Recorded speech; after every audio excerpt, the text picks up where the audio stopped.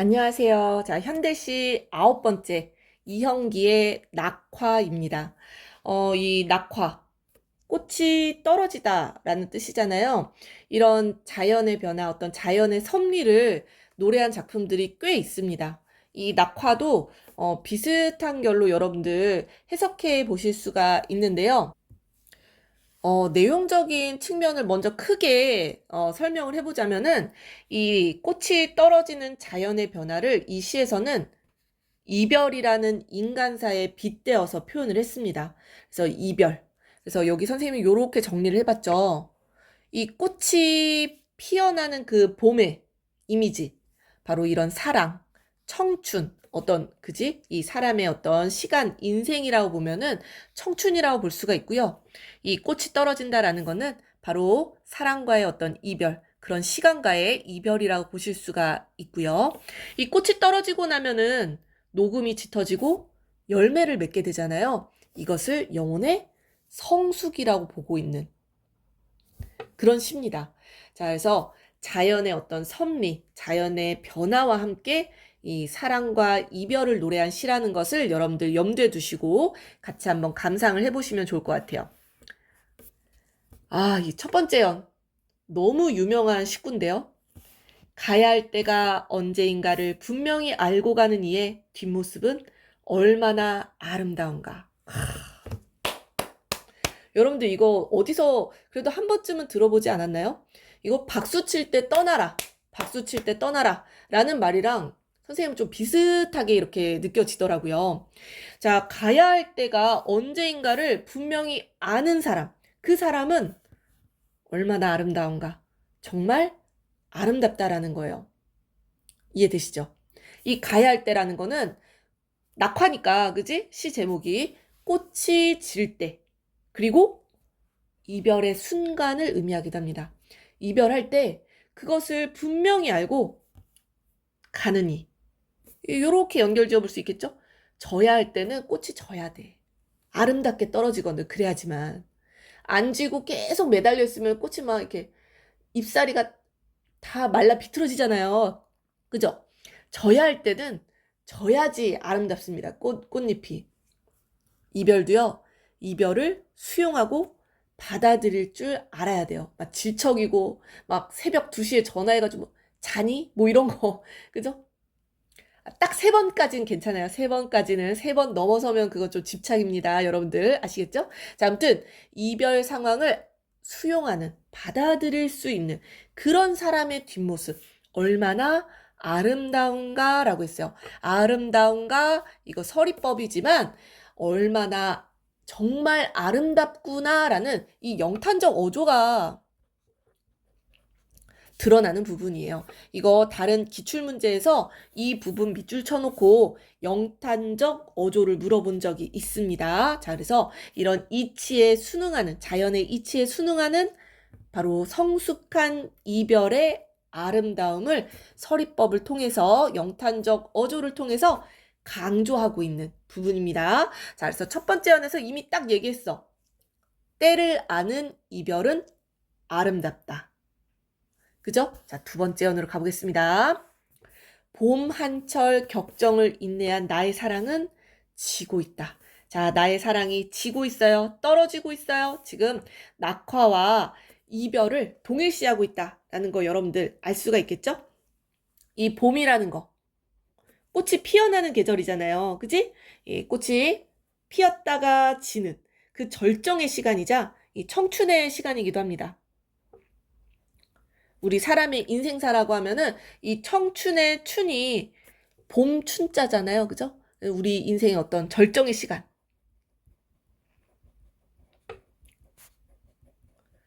막 꽃이 만개한 그런 시간에 이 격정을 인내한 이 격정이라는 건 이제 이별을 받아들이는 거죠.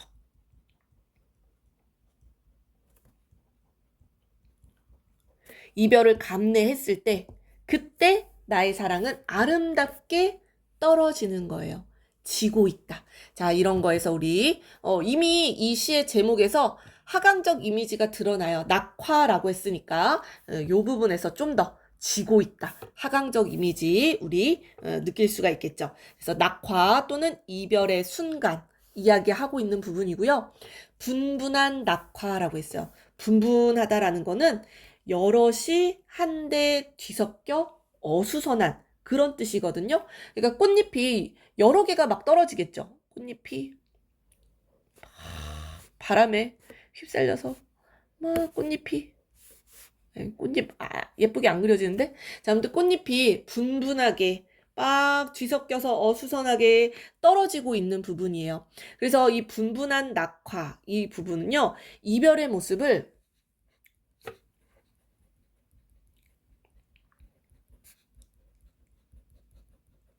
시각적으로 형상화한 부분이기도 합니다. 분분하게 떨어지는 꽃잎을 여러분들 머릿속에 그려보실 수가 있겠죠. 자, 그러면서 이 노래 정말 이거 역설법 이야기할 때 자주 나오는 식구입니다. 결별이 이룩하는 축복에 쌓여 지금은 가야 할 때라고 했어요. 자, 축복인데 결별이 이룩하는 축복이에요. 결별, 축복. 어울리지 않는 단어가 수식어와 피수식어의 관계로 연결이 되어 있죠. 이런 거 말이 안 되는 표현인데 역설적인 표현이다. 이렇게 이야기할 수 있는 거예요. 자, 역설적인 표현 드러나는 부분이고요. 왜 이런 역설적인 표현을 사용했느냐? 얘들아, 역설적인 표현은 강조의 의미가 있는 거거든요. 어떤 강조예요? 이 결별이 축복이다라는 거죠. 이 이별로 인해서 좀 더 성숙할 수 있다라는 것을 화자는 알고 있는 거야. 그지? 이별로 인한 성숙이, 영혼의 성숙이 올 것이기 때문에 이별에 대한 긍정적인 인식이 드러나고 있습니다. 긍정적인 인식. 그래서 지금은 가야 할 때 딱 받아들이잖아요. 수용하고 있고요. 지금은 가야 할 때, 가야 할 때. 1년에 식구가 가야 할 때 반복되고 있습니다. 자, 낙화, 바로 이별이 결별이 주는 축복이다 라고 생각하면서 수용하고 받아들이고 있는 게 바로 이 세 번째 연이에요. 자, 무성한 녹음과 그리고 머지않아 열매 맺는 가을을 향하여. 그쵸? 이게 자연의 섭리 아니겠어요? 봄, 여름, 가을, 겨울 끝이 아니에요. 다시 봄, 여름, 가을, 겨울 계속해서 순환한단 말이에요. 지금 꽃잎이 떨어졌지만 봄에서 끝나는 게 아니죠. 여름이 올 거예요. 무성한 녹음, 그리고 머지않아 열매 맺는 가을을 향하여. 이 가을이라는 게 바로 영혼이 성숙하는 그런 계절이라고 보실 수가 있겠습니다. 자, 그래서 여기서 녹음, 열매 다 어떤 성숙의 이미지를 드러내는 시어들이에요. 녹음, 열매. 요렇게 연결 지어 보시면 좋겠습니다. 나의 청춘은 꽃답게 죽는다라고 했어요. 나의 봄이 끝났다라는 거예요. 꽃답게, 아름답게 죽는다라는 거예요. 그래서 이 부분도 사실은 역설적인 표현이라고 보실 수가 있겠습니다. 꽃답게 죽는다라고 표현했으니까, 그지? 아름답게 영혼의 성숙을 위해 이별하고 있다라는 얘기예요. 그래서 성숙을 위해 꽃다운 희생, 꽃다운 소멸을 이야기하고 있는 부분이었습니다.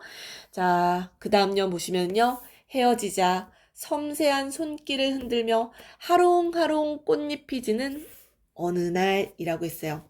자, 헤어지자. 이것도 이별을 수용한 거죠. 그죠? 이별을 수용하면서 섬세한 손길을 흔들며 이거는 이별하는 사람이 손을 흔든다. 요렇게 해석을 할 수도 있고요. 뒤에 보면은 손길을 흔들며 꽃잎이 진다라고 표현을 했기 때문에 이 꽃이 손을 흔든다. 의인화된 표현으로도 해석할 수가 있습니다. 그래서 꽃잎이 지는 모습 또는 이별하는 이의 모습 두 가지로 해석이 가능해요. 자, 그래서 섬세한 손길을 흔들며 하롱하롱 이런 거는 음성상징어, 의태어죠, 의태어. 이 꽃잎이 가볍게 흩날리는 모양입니다. 가볍게 흩날리는. 이런 걸 통해서 이것도 시각적인 이미지. 하롱하롱 꽃잎이 지는 어느 날. 바로 이별의 순간이죠. 아름답게 묘사했어요. 섬세한, 하롱하롱 뭐 이런 표현 나왔잖아. 그지? 아름답게 낙화, 이별하고 있는 그런 모습이고요.